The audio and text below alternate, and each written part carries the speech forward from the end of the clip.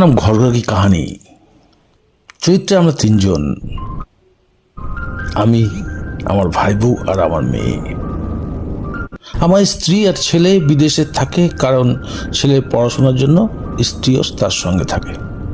এখানে আমরা তিনজন, আমি, আমার ভাই বউ, আমার মেয়ে।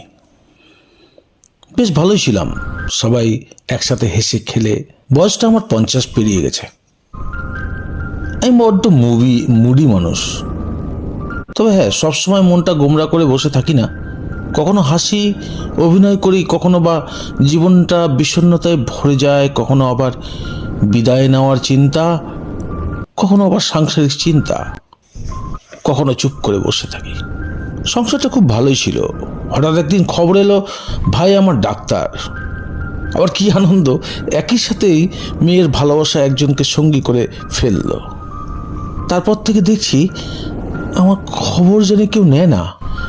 মেয়ের না 3 ইঞ্চি লম্বা ভালো বয়ফ্রেন্ড পেয়েছে।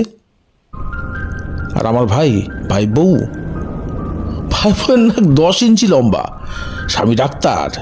এটা সবাই টেক্কা দেয় আমার সাথে, কারণ আমি কখনো বা চিন্তায় মগ্ন হয়ে থাকি, কথা বলি না।